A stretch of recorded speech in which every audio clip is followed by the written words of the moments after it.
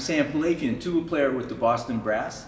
I have had a second career in my life as a recording producer, especially with the two gentlemen that I'm with today.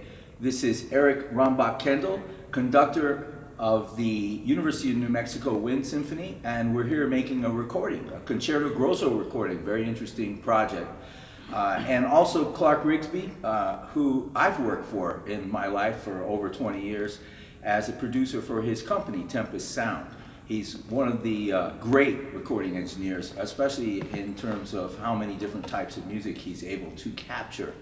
So now that I've been nice to them, let's get down to business about why you should be recording your ensembles and the benefits of such things. And I owe that to Clarke Rigsby because we were going to record an amateur band one time, and I'd never done that before. And to me, that's too much pathology. I didn't think that it could be sorted out. And he sat me down and explained that the real beauty of this type of thing is to work educationally. Everybody learns from it, and there's a great deal of takeaway from a session like that. And it included me. When we finished that session, I had become better for it. So thank you, Clarke, and now let's get down to business. The reason for doing this is that the musical level lift is a total keeper. And I'd like to share that, and we're going to be doing perspectives today from the conductor-teacher side of things and from the production side of things, engineer Clarke and producer me. So let's stay on the subject of why. Why record your ensemble? Well, there's a number of reasons, but I think it's always good for students to have some sort of big project that they look forward to, something that's a little bit different experience than what they normally get just through the course of performances throughout the year. In a recording situation, and specifically one in which we're engaging guest artists, professional guest artists, is something that students look forward to, they strive for, they actually achieve some of their very, very best work in the process of this, but they also sort of learn from watching the guest soloists and some of the challenges that they face, which are some of the similar challenges that students face, which is how do you do your best work, time after time after time. In our sessions, we run a 3-hour session with a break of about 10 minutes in between. That's a pretty long period of time to be concentrating and still performing at your best level every step of the way.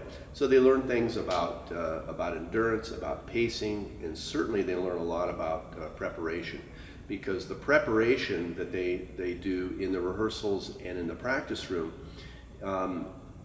reveals itself when you get to the recording session. So students learn a lot about themselves, and they learn a lot about their fellow musicians in this recording process. It's very different than a live performance, which has all of that emotional energy that builds up and excitement. As a conductor, I try to get the ensemble to still perform at that emotional excitement that they would in a live performance, but you're going to do multiple takes, and it allows the producers from backstage, they're the ones with the headphones on, to really be marking the score and catching things that might otherwise go by as acceptable in a live performance. But when you're putting it on a record that's going to be forever, everybody is after the same thing, which is they want perfection on everything. From a conductor's viewpoint, it's a great way to think about efficiency in rehearsals. And what I've learned, we started our first recording project about 16 years ago, and the soloists were Phil Smith and Joe Alessi from the New York Philharmonic.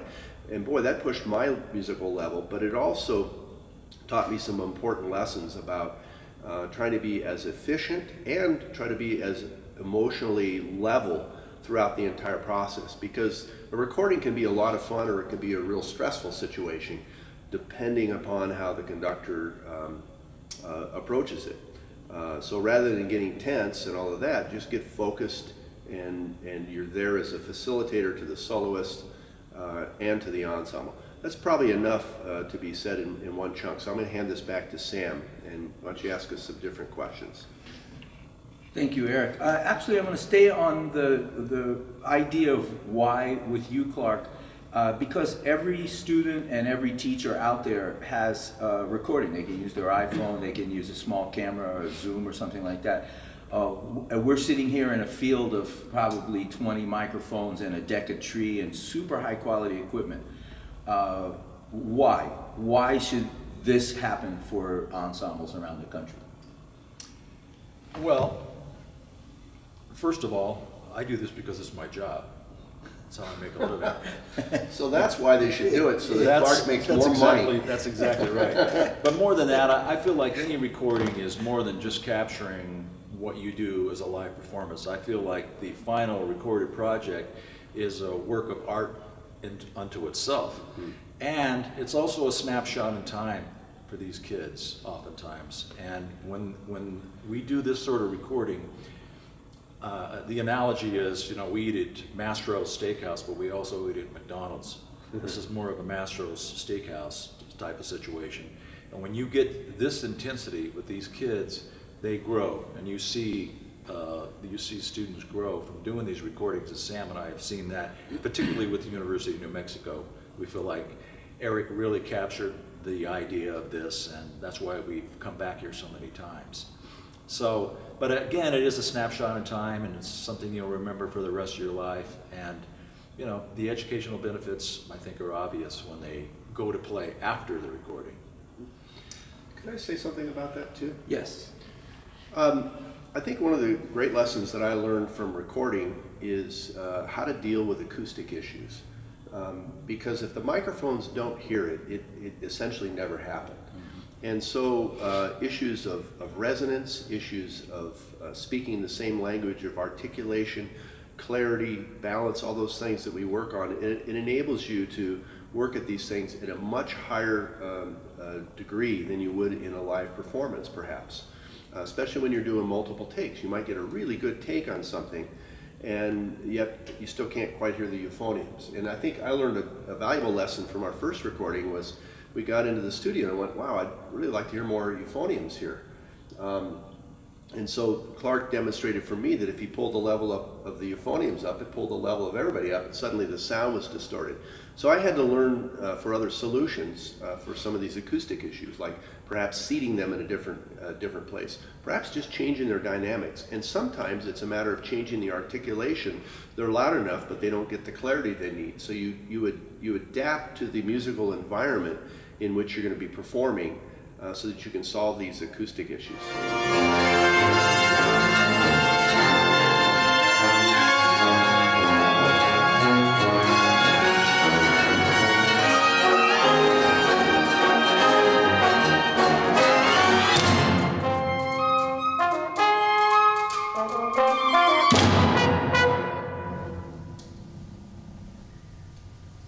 You got it. Excellent. Absolutely. Insert where you want. 351, 356 to make sure that shake is there. Okay, start at 349, and we're going to get to say 359, so we can drop the shake. 349, 359. This is an insert, 349 to 359. Take 58.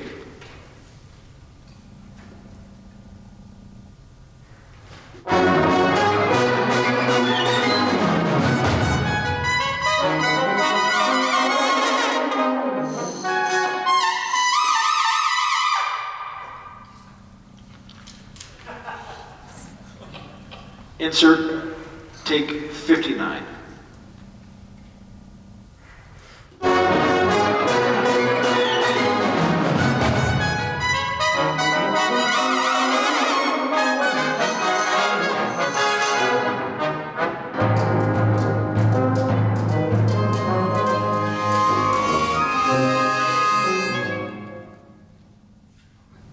Nasty like that, yes. I think as you hear them talk, and we're sitting up here as a team, that there's another part to this, which is it is collaborative, and in your school system you have colleagues that you should invite to be the producer. The producer's job is to listen through the microphones. It could be an engineer producer, it could be two different people, but the idea is if it doesn't come through the microphones, it's not going to go on the product. So we have to interpret, and this idea of teaming up is very attractive to the students. They feel like they're being taught by a group of people. There's a committee here that really cares, that's chasing the idea that this will be around 30 years from now. I'm going to show my grandchildren what I sounded like when I was a high school student. And that's a huge permanent record, as Clarke alluded to before. I think it's very important for us to remember the how part of this, which is that get a team together. And it could be a community effort, it could be a school system effort, but get a team together and do favors for each other. That's how young filmmakers and recordists work. They work with each other. And as soon as the students see a team trying to make the production happen, they become more of a team. They're part of the effort, which is a group effort, and they don't feel alone. Microphones and television cameras or video cameras make students extremely nervous, and that can be a very good thing. If you're going to contest and 2 months ahead of time you have a recording session, they've been conditioned response, like an astronaut is. They sit on the rocket, they don't blow it off, but they go through the entire countdown sequence, so they know what it's like. So to experience that kind of intensity is the reason, this has to happen. So here's the other part of it, is that if you do a concert, you rehearse to play something very well linearly from the upper left-hand corner to the lower right-hand corner, and it's over. But we are going to do it in pieces, and we're going to repeat it and have it hopefully have a learning curve and get better every time. That sounds like practicing to me. So we practice as a group, but actually pretty soon it's a group effort and you get used to pursuing perfection. So how does that not change the level of the rest of the school year or the next school year? Don't ever forget that veterans teach the newbies, the newer students, and when they've gone through this, they let everybody know how intense it's going to get, so you better buckle down now in September 1, because May 1 the machines are going to go on. And that becomes something bigger than state contests. Well, if they don't load up all their fears on state contests, they'll probably do better. So there's a huge reason to team up and to make this recorded. If you don't rehearse in a mock audition, it doesn't work. So, mock recording session, excuse me. So we do take 1, take 2, and we listen together. I think the biggest reason, the how part of this is to listen to playbacks. And so the playbacks become extremely important in that in the highest quality you can afford to reproduce sound, the students will, for the first time, really hear what's coming out of their horn. Every student that you've ever taught is obsessed with sound. They want to know how the pros sound like that. That's why they take it up, to have a great time with it, and they've got a dream. A dream is that it would sound good and later beautiful and then the best later on for some of your students. But if they don't chase that, they lose their way if they don't hear playback. It's extremely important. So the idea of giving the students something to listen to is, I just want to ask you about that. Would you bring speakers to sessions or come back and have game films the next day, that sort of thing? Have the student experience of after the fact. Yeah, well, I mean, unfortunately, we're in a situation where most of these students won't hear the final product until it's finalized, until we go to mastering and we finish the product. They either get a CD in their hand or they get files of some sort. So a few students will come back to us. We're working on headphones in this situation, so a few students will come back, and I'm always happy to put the headphones on them so they hear what they're really doing. I think that's an inspiring thing. If I could go back just a second, though, and take this to street level just shortly. There's a social component to this whole thing that shouldn't be discounted, and that is that I believe, and I know these guys believe, that music is a team sport, and the hang is important. You want to make music at the highest level, but you want to have fun doing it, and you want to do it with people that you like. And this is why our relationship goes on and on. All the guys in Boston Brass are great fun and when you're making great music and hanging with people that you like, that's a lasting thing. That lasts for the rest of your life. I think you would agree with Yeah, that. can I comment on that? Yes, and you as teacher, you're going to comment on this, but you as the teacher in the room, we'd like to know your takeaway after these events. Yeah, I think this whole notion of creating an environment where students are challenged, but they work together, they experience together, and all of us that have, conducted ensembles over the year, we understand the importance of, like, for example, travel, how that gets kids to bond, or how playing for a state convention can get kids to bond in that special experience. Well, it can happen in the recording environment as well.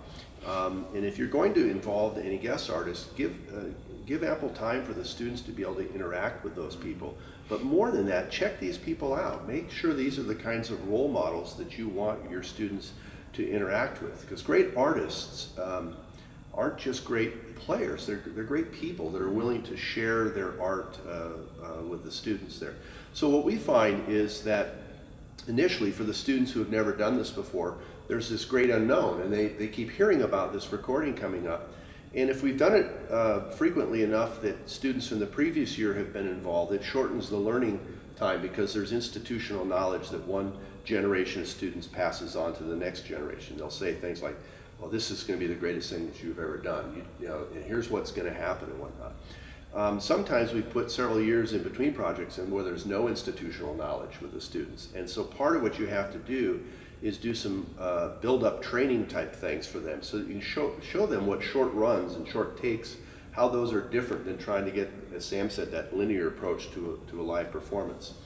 One of the things that we always do, we've done this for every one of our albums, is we've preceded the recording days with a live performance so that there's that emotional build-up, and then they have that experience that now it's our job to not only get perfection, but also to get that feeling of the emotional buildup from the live performance there. But I actually notice a physical change in the body language of students after the first session. They come back to the second session and there's this buoyancy, like, wow, that was really something. We got something amazing accomplished.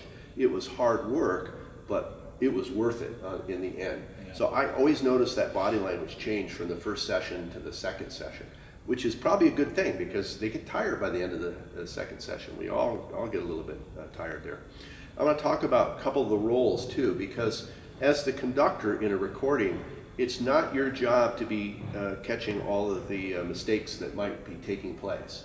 That's the producers, and I usually have a team of producers. So my colleague Chad Simons is the head producer.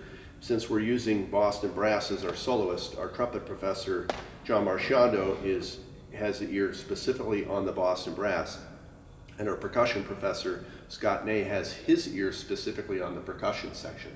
And it's my job on the stage to keep the energy and the flow going. So I'll call out the sections that we're going to take. I'm the one person who can see the musicians and the soloists on the stage, and I can detect fatigue or frustration or elation or whatever it is. And it's almost like coaching a football game. You have to be able to react to as the environment changes. And so it's my job to do that. It's their job to keep me on track in terms of, what do we still need to get covered here, and that sort of thing. It's also my job to be very, very consistent about tempo and very, very consistent about pitch. So we may periodically retune during the session so that the pitch doesn't rise, and all of a sudden we've got a record you can't put together because the takes don't line up. So tempo maintenance, and that's something that's been very helpful to me as a conductor, is being very aware of the real subtle changes of tempo, being aware of the real subtle changes of dynamics, balance, and blend, because it's hard to put two takes together in an editing situation if they don't match up or the shape of the phrase doesn't match up. So I think what you'll find is that not only will your students really learn a lot from this process, but you as teachers and as conductors have the potential to learn a lot of things as well. And I really don't know any other way of learning some of these things than this. What we did this year, as we expanded this out, I invited several of the New Mexico high school band directors that wanted to attend to sit backstage and watch things from the recording booth perspective. And both of we had two that took advantage of this. this time, and both just said, wow, I had no idea, and I learned so much from doing that. So if you can attend a recording session somewhere, and in fact, that's actually how I got hooked. Sam invited me to a recording session, it's probably like 25 years ago. That's right. In Rye, New York. They're making a Sousa album. With For some of the- EMI records, For EMI, with some of the New York freelancers and that sort of thing. And I just sat watched the whole process from the recording studio perspective and learned a great deal about that. Might be good to get the percussion tribe going on that, on the Clarke, starting at 393, just to get on a roll, and then we'll jump on their train. 393, We'll go, and we want to get into 417, which is where we started. yeah. Okay, good to go? 393. Bar 393 to 417, take 63.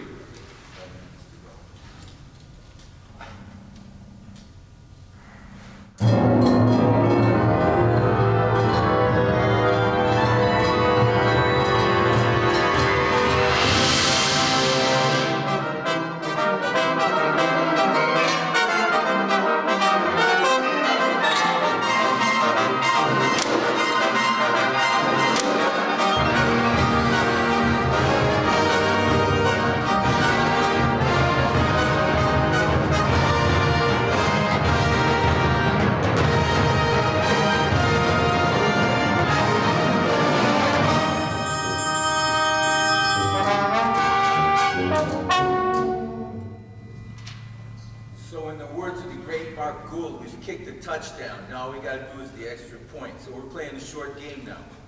We got a break after this. Got it? So use up your vital organs. Now we have 3 hours to get them back. No, let's finish. Guys, rolling out of 405. The bass drum needs to keep his organs in. Okay. Is that where we started today? Well, we started at Yeah. 410, right? Right, and we're still looking for 403 and 404, just with time between quintet and brass. Other than that, we're in pretty good shape. Can I hear my brass, please, at the 5/4 bar?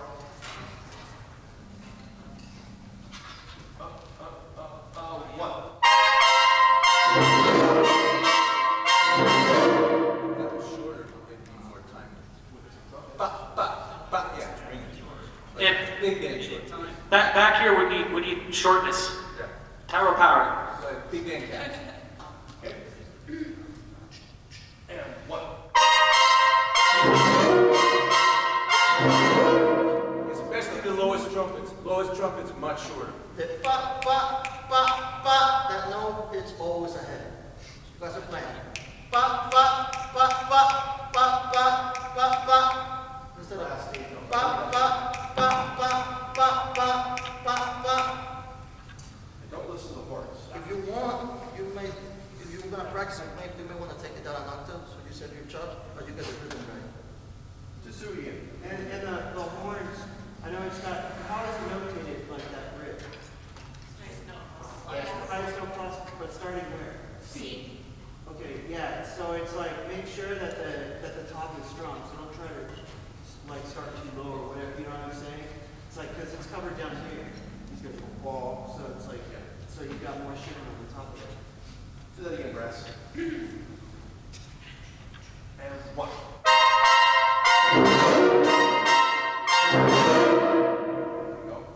Sounds way stronger with that. Let's do 393. 3.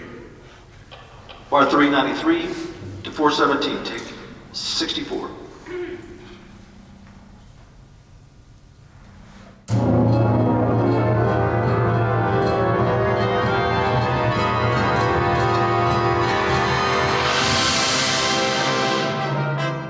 You will only go as far as your ear develops as a teacher, and the greatest ear thing would be to have an engineer like Clarke sitting there setting up, getting some a great musical experience, and then you will do the post-record with somebody like Clarke and learn to listen repeatedly for perfection and seek it out and find the best takes, the best performance. Your heightened awareness orally stays for quite a while. There's a glow It's a direct glow that lasts for about 6 weeks, but you never really come back from these experiences. So you don't know that Clarke and I just had breakfast before we turned these machines on. We were talking about your learning curve. So how was he 16 years ago? Well, I think Eric was relatively nervous at that point. And but which was great. I thought that was endearing, you know, because a lot of people respond to us as producers in an arrogant way, and that doesn't help the process along. So, you know, but he really had these kids ready to go, and you know, when we get here, these kids are working their way towards it all year. And when we get here, they're like pros, and Eric has now completely understands the process and has made it his own, and it's fun to come here, and that's why everything ends up being at a very high level here. That's right. Good. There's a saying, I think Miles Davis is the first person that said it, but familiarity breeds speed, and so we record quicker than we used to. Just in terms of an hour of recording, there's not decision making. We already know if it puts together in the post-record. You as a teacher need to have this experience. There's a decision making that you're doing all the time. Whenever a group is playing, you're making a priority list of what you're going to work on. And when it's for keeps, in a recording session, it clarifies your process of thought.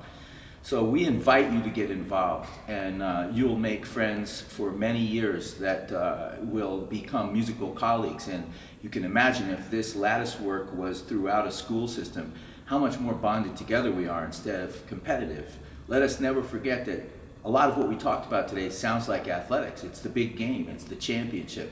But in music, when you do it right, nobody loses, and everybody walks away with a permanent record. Hope you get involved. And thank you very much for your attention.